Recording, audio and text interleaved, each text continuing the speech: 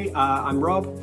I left Harrogate Grammar in 2018 and I'm trying to be an actor.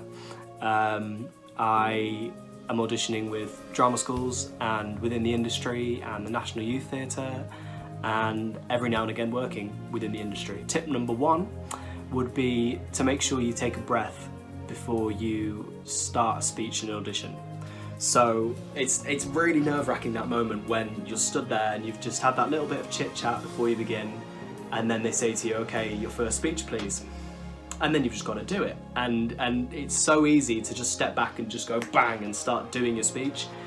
But you've really got to just ground yourself and just get yourself into the mindset you are when you're rehearsing, because it's so clear when you're not ready and you start. So yeah, that's tip number one. Make sure you definitely take a breath. So my second tip would be to make sure you've got a variety of speeches ready at any one time. So most drama school auditions would want you to have a classical speech and a contemporary speech. I like to make sure I've got two of both ready at sort of all times.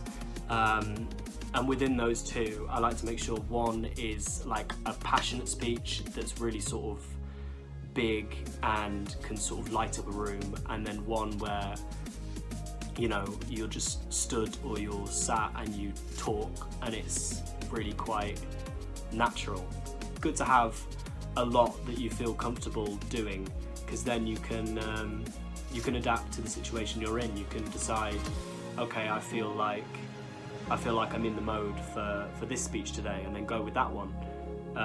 I've always found that better than trying to get myself into the frame of mind of a character that I'm really not feeling that day. Pick something that you feel strong doing, but have a variety and challenge yourself. Do something that you think you wouldn't be very good at, because you actually might be very good at it, and because you never tried, you'll never know. So yeah, challenge yourself.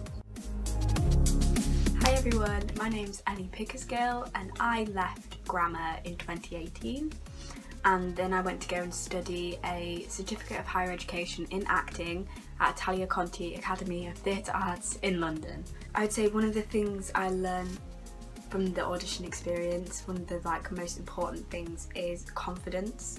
I know that it seems like a very, common thing that teachers would say to you, but confidence is everything. One of the most important things in getting yourself noticed, getting yourself recognised, putting yourself at the front, putting yourself in the running in order to get yourself to the next round, get yourself that place, because it's such a competitive world.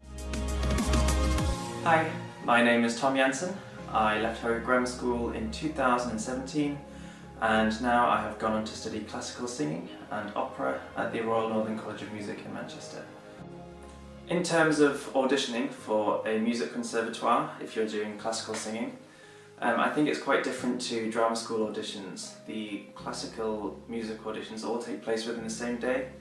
For me, I had to bring 3 items of repertoire varying in style and language. So I sang an Italian song, German song and an English song. This usually happens in the morning, it takes about 20 minutes. They ask you to do some sight reading as well, and then if they like the way you sound, they'll ask you to come back in the afternoon on the same day. Now, when it came to auditioning, there are a few things that I wish I'd known going into it that I definitely would take into any future auditions.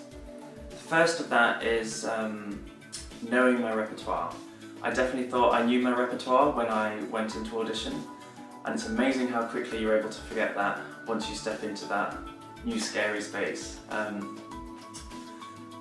I guarantee you, if you think you know your words to your monologue, your song, whatever it is you're auditioning with, you're only halfway there. I think there's a whole other level of internalising it that's so important. So important to make it a part of you, so that no matter where you are in the song, in the monologue, whatever it is, you can just recall in an instant that part of the text. Practice it everywhere you go, in the shower, on your way to school, whatever it is. There's always more that you can do to learn your text, and that will in turn improve the panel's image of you so much, because not only is the audition going to go so much smoother, there's nothing clouding their vision of you, it's just you and what you're performing. The second thing I wish I'd known when I went into audition is I really wish that I had a different approach to the auditions. I think it's really easy to let your nerves get the better of you, especially if it's your first time auditioning. I definitely had a subconscious feeling in my first auditions that the panel are waiting for you to slip up or fail in some way. That's just not the case. I think it's such a good idea to talk to the panel before you sing or read your monologue, whatever it is. Just give them an idea of your personality, break the ice. It makes the audition go so much smoother, and they get such a clearer picture of you as a person and whether you are the right sort of person they want for the course, whether you're auditioning at the right sort of time or not. I think one of the most important things to remember when you're auditioning is that the people on the panel are in your corner. They are looking to get together the best sort of team to represent the college in the future. So just know that they are wanting you to succeed as well. Hi, my name is Hannah. I left grammar in 2015 and I now study at the Central School of Speech and Drama in London, and I study contemporary performance practices. So my first tip is to see auditioning as a skill in itself that you have to learn and work on. This involves stuff like learning how you deal with nerves. Are you a person that gets really nervous for auditions, or are you totally chill? And how do you deal with that in the room? How do you warm up? How do you get your voice ready? How do you get your body ready? You might not always have the time and space to warm up in the audition room, so do you need to do that before you leave the house in the morning? And this also involves all the things that kind of happen outside of the acting itself. So how do you greet people? How do you walk in the room? What kind of impression do you make? People make their minds up pretty quickly in the audition space of whether they want to put you through. So really think about those things. If there's current students there that are part of the audition process, then they will also be looking at how you speak to people, how you interact with other people, whether you work well in a group. So really kind of work on those skills and see auditioning as something that you also have to work on as well as your speeches. So my second tip is to be optimistic but realistic. The acting industry is great, it's supportive, it's an amazing job when you're doing it, but it's a really tough industry and there's a lot of rejection, there's a lot of pushbacks, and the audition process itself is like a kind of dress rehearsal for that. This is just about being kind to yourself and kind of checking with yourself at every stage of the process. If you do 1 year of auditions and you find that the rejection sort of takes over your passion for the work or passion for acting, give yourself that space to take a year out or find another way into acting. You know, drama school isn't the only option. It can be really easy to get into that cycle of just auditioning and auditioning, but it's important to be honest with yourself and also be kind to yourself, because it is difficult. It's sort of a mini example of what the industry is like, so it's a good sort of test run to see how you deal with that. My third and final tip is to just try and enjoy yourself as much as possible in the audition room. Auditions can be really stressful and high pressure and high stakes, but those 2 minutes that you have to do your speech is an opportunity to act and show what you love and show your passion. If you're enjoying performing and you're doing what you love, the panel will be able to see that. I've sat in on auditions where it's really obvious that the person is just relishing that opportunity to perform. So as much as possible, just try and put all that kind of high stakes, pressured stuff out the door. You've done all the work, you've got there, you're in the room, and just show them that you love it. So that's my 3 top tips. Stay safe and good luck. Hi everyone, I'm Emma Ryder. I left Harrogate Grammar School in 2016, where I went to study at Renaissance Arts, where I did dance and musical theatre. Here are a few audition tips that I've learned since leaving school. These apply for both college university auditions and job auditions. Presentation, it's key. It's your first impression to everyone, so make sure you're looking your best. Preparation.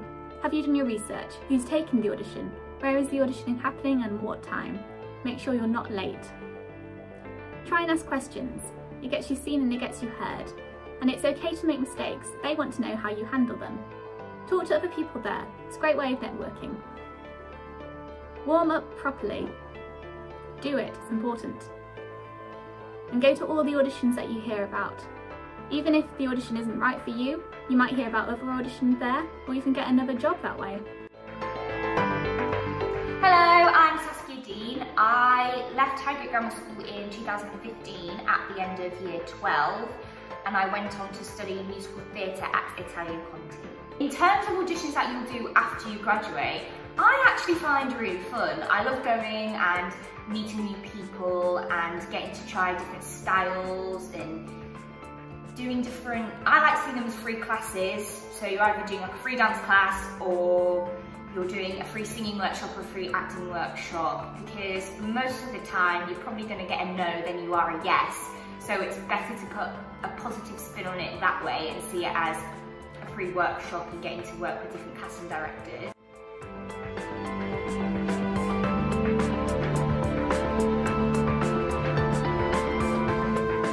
To stay motivated, I personally talk to all my friends who are in my year at college. They know exactly what I'm going through. They're in exactly the same boat.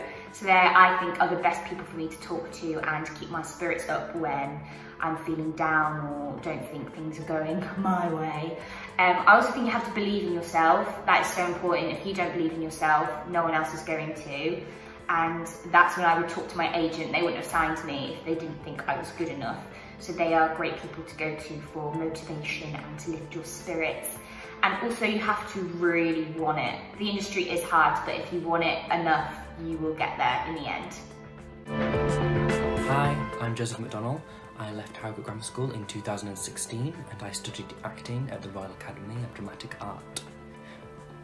So what I wanted to talk about was auditioning and my approach to my nerves and how I discovered that I was lying to myself and that I used to think that I wasn't nervous. I used to go into the audition room and think like I wasn't nervous, and then halfway through the speech or the song or the scene, suddenly my nerves would manifest themselves physically. I'd get stuck, I'd get locked and not be able to do a good job. So I realised that I had to start being really honest with myself about how I was feeling and recognising that I was nervous. About half an hour before, I'd kind of check in how I'm feeling and realise that I was nervous, and that it was fine that I was nervous because it mattered to me. And I had to try and like have the peak of my nerves happen before I went in the audition room, so then I could kind of ride, as the nerves came down, I'd find what we call the optimum stimulation level, which sounds sexual, but it's not. And then I could just let go and enjoy the audition and not be too nervous and like go with the nerves, not have it suddenly creep up on me halfway through and ruin it for me. So yeah, that's what I learned.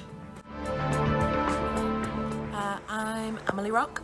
I left Harrogate Grammar School in 2016 and went to study drama and performance at London South Bank University. Sometimes you have to trick those parts of your brain to go, okay, if we pretend we're not going to perform this show to an audience, we're just going to do it for a couple of friends. How does that feel? If you say, this piece of writing that I'm doing is just for me, no one else is going to see it, I'm going to write it how I want. Or I'm going to write it as if it's an essay, because I'm really good at writing those. Or I'm going to speak it out like it's just something I'm saying to a friend. It's just a story I'm recounting. Because those little tricks take the pressure away, and then you can look back and say, oh, this is how far I got when I felt freed by that. And you can use that for other things. And I think in life, generally, it's just quite good to know how those different parts of your brain can be turned off when you need them.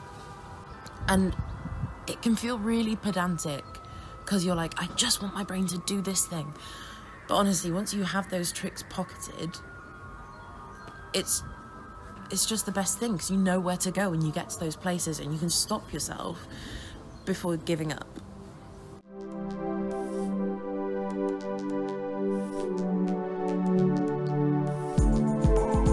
Since I've been at college, I've learned some really important lessons that have really improved the way that I study. The first, I think, is how I take care of myself as a musician, and I think this goes for anyone in the performing arts industry. You realise very quickly that as performers, we use our body to communicate. That is our instrument, it's our tool, and because of that we really have to keep on top of maintaining it, maintaining your voice, but maintaining your body as well. In first year, I definitely didn't take care of myself enough. I didn't exercise enough and I wasn't eating well enough. and that was okay in first year. I got okay results and I felt okay, but in second year I started exercising so much more and I started eating so much better. It's completely changed how I operate as a performer. It's changed the way that I hold myself, the way that my posture's changed has developed my voice so much now. And just changing your eating habits and eating healthily and better gives you so much more energy and so much more motivation to study. And that's just something I didn't realise when I first started. Here are a few things that I learned during my time at college. Because it's such an intense learning, I made sure that I had at least one day off every fortnight, just for some me time. Take notes, they are so important to look back on. Also, don't dwell on your mistakes, learn from them. Find somewhere where you feel both challenged and comfortable. You're going to be there for about 3 years, so you want to be growing as a performer, but also feel as though you're in a safe environment. Look at their funding. Have they got scholarships? Have they got loans? Anything that can help you out. Hi, my name is Kim Beecroft and I left Harrogate Grammar School in 2019 and went on to study acting at ArtsEd in London on the foundation course. From moving out of home, you naturally grow up, you have more responsibilities, and I think one of the biggest changes for me was I went from having like dance classes 4 times a week to nothing.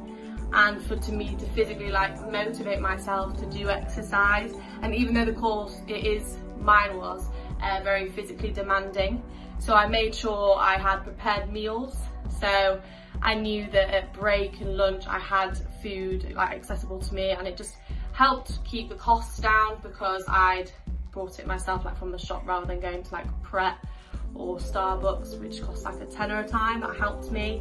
And what I got into a routine of doing was a workout every morning before class started. So the studios were available, so I'd arrive half an hour before class started and do a workout with a couple of friends as well, so we motivated each other, and it just really helped me de-stress and have a good mindset for the day ahead. I was quite lucky with finance, that my family could afford the course, because unfortunately, because it was ArtsEd, it's an independent school, so it's not through UCAS or CUCAS, it's an independent, so it's not funded, the foundation. So I was very fortunate that I could go. But the agreement was I would fund myself my living, and I think I was a bit naive of how much I'd need. And how I managed it was I got a job in London. I worked at the pub about 4 times a week, and it is doable to work during drama school hours, but it's just finding that balance between social and work, because obviously I was working in a pub. It was it was Thursday to Sunday, so make sure you do treat it like if you're working, make sure your money goes towards you, like make sure you've earned it so you can spend it on what you want. And how I did it was I went to go see as much theatre as I could, and that was just a great way that kept me motivated, because it made you realise, well, this is why I'm down here, this is why I'm working these hours, because I want to be on that stage one day.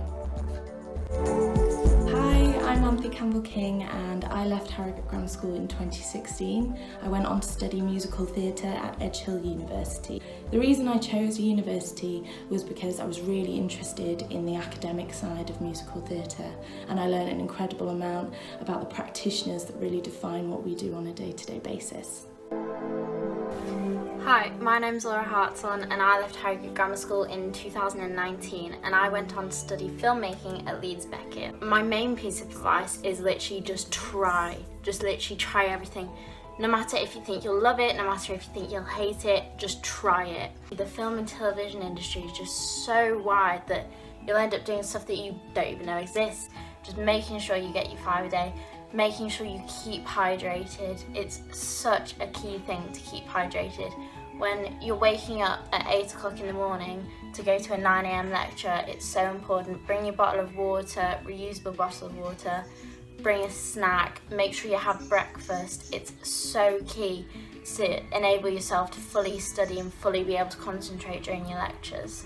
the main thing is literally making friends. You have to put yourself out there. You need to, no matter how shy you are or anything, you need to just go and sit with someone. If you see someone sat on their own, or if you see a little group of people, just go sit with them, no matter how they look. Like, if they don't look like they're your type of people, find that out, chat to them.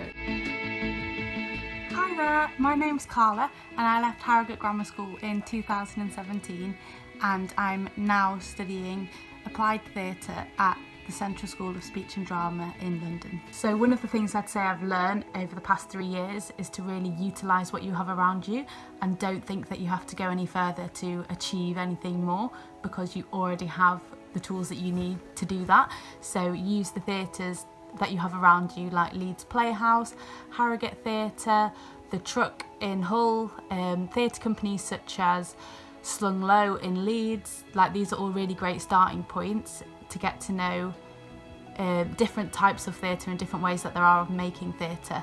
Another thing I've learned is that you can work while doing a degree, and you can work and earn money if that is a worry for you, because I know it was for me, and it was going to potentially stop me going to uni because I was like, I can't afford this. But I've worked 16 hours a week and more across my whole 3 years of my degree, and I've actually loved it. Like, I've worked in different retail shops, and some of the friends that I've made are absolutely friends for life, and it really gives you space away from your degree as well, and space away from studying, that I think is absolutely vital. So get a job and you might enjoy it. If you don't want to go to university, obviously, like, that isn't the path for everyone. It just felt like the right path for me. But I would say definitely, like, look at different courses around you. Like, I know Leeds City College has a really great acting course, and also look at the theatres that you have around you and see if they have any like volunteering schemes. Like, I know you can volunteer with Leeds Playhouse with their youth theatre, so doing things like that will really benefit you and make you a better practitioner and theatre maker, and will also give you an insight into the industry. I did a diploma, I did do a degree, so it meant I didn't get any student finance, and although I got funding off my fees, I still had to find money to live off, so to pay rent, go and do food shop, things you don't think about, like buy sheet music, uniform, costumes for end of year shows, anything like that. So at the weekend I did get a part-time job.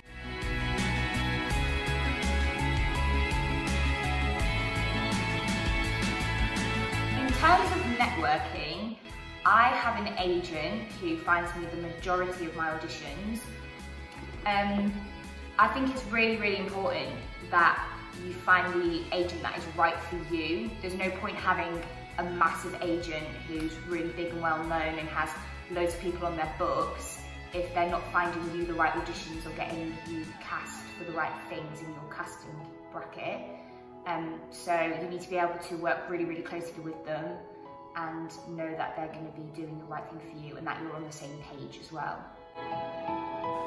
The second most important thing I think I've learned while being at music school is my approach to my work. Midway through my first year, I just started saying yes to as much as I could in terms of job offers. These don't have to be paid gigs, but in my school, and I think it's similar in drama schools as well, the head of your department always email you with work offers from outside the college. People always come to music and drama schools needing students for this, that and the other. And I would just say yes to as much as I could. And when I go to these projects, these performances, whatever it is, I would always make the effort to talk to whoever is leading the project, talk to creative directors, talk to casting directors and conductors, whoever it is, in downtime, in breaks, if it's appropriate. Always try and just talk to them, ask them about their career, ask them how they got to this point, ask them if they have any projects aside from this one that they're working on, and just show your enthusiasm. And because of that, I have gotten so many more work opportunities from that, and I've got some stuff going on in the future because of that. These people are always looking for people who are enthusiastic about the work and are willing to work and are talented. It doesn't matter if there are people in your class that are more talented or skilled than you are in certain areas. It's always the people that are looking and enthusiastic for work that are going to get those jobs in the future. An example of this is last summer I was able to work in the BBC Proms. I just sang in the choir alongside the BBC Philharmonic Orchestra, which was an amazing experience. And in the breaks and the downtime of that, I spoke to some of the music directors and they've set me up with some work for the future. It's all about building up as big a contact base as you can for the future, because these are the people that you're going to be collaborating with, you're going to be working with.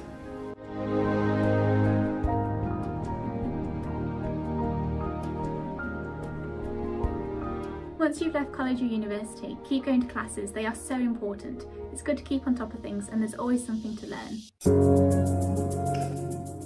I feel like the biggest advice I can give going into the musical theatre industry is being as close to a triple threat as you possibly can. Having other skills as well, like if you can trick, if you can play an instrument, you've got circus skills, literally anything in entertaining. It's so good to have under your belt. Another key thing that I've learned over the past 3 years is really getting familiar with different theatre companies and different theatres, educational and participation departments, because they'll all have different things on offer, and a lot of them do offer free workshops, especially for young people. So get yourself familiar, get yourself in a room making theatre with young people the same age as you, and it might kind of spark some passion, and it'll allow you to also develop different skills as you'll be working with different people that you wouldn't have otherwise. Reading plays is so important, and you'll probably read, you know, a lot of plays while you're trying to find your speeches for your auditions, but you should just read as many plays as you can. You know, go and see plays, go and read plays, go and read about different theatre companies, go and read about different playwrights and actors that are doing really well at the moment, because if you sit down at an audition and have an interview with the panel, they will ask you questions like this. They'll ask you what's the latest thing you've seen, you know, and you'll have to be able to talk in depth about, you know, what makes you passionate, what you liked about these things, what you didn't like about these things. You know, it will put you in such a good position if you know things like that.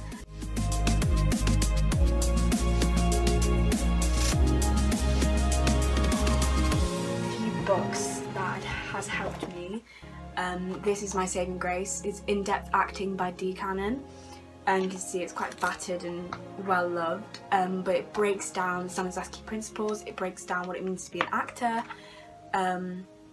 It's an amazing book. It gives you, you know, transitive verbs, a list, a few, not many, but your actions and transitive verbs in the back, and a few characteristics which you can use. Another book is Respect for Acting by Uta Hagen, which is similar to Dee Cannon, but it's just a different spin, because every practitioner has a different way they interpret Stanislavski's principles. I would get an actions book, which is basically just a go-to if you want to be an actor, get an actions book. Finding Your Voice by Barbara Hausman is a specific voice book. If you haven't done acting classes or like any in-depth like Stanislavski things, you probably won't understand the true importance of like melding movement, acting and voice all together. But reading a book like this can really help you get a head start in your training, and to like, maybe there's a few exercises in here, makes you really understand the importance of like how all those things mesh together. And a book that I'd really recommend reading is by Rife. It's a magazine company in Bristol, and it's called 21 Stories from Britain's Youth, and it's a load of young people talking about their worries and concerns and experiences of living in Britain today, and their stories are so empowering. I definitely related to so many of them, and I think you might too, so definitely give it a read and don't let anyone get you down, and know that your voice is really powerful.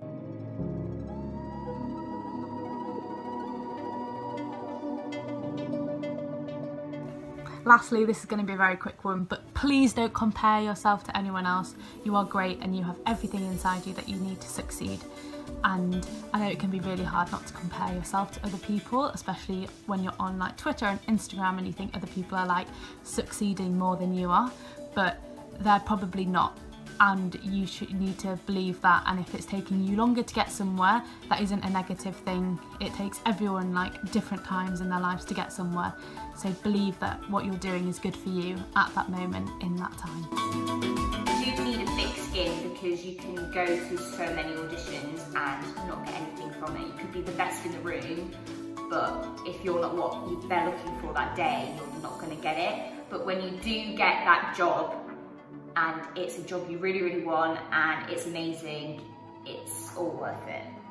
The biggest lesson I think I've learned is knowing my self-worth, knowing what's right for me, where I belong in the industry, and knowing how I can thrive. I would say the most important thing I've learned throughout my time in drama school is the importance of not comparing yourself to others, and not letting anyone, not letting your peers, your parents, your friends, you know, even teachers, you know, make you feel like you should be doing a specific thing, because when you're an actor, everybody's journey is so individual and so different. You know, if some of your friends getting in and you're not, everything will work out the way it's supposed to be. So do not get yourself down, just do your research, be prepared and do your best, and that's all you can do.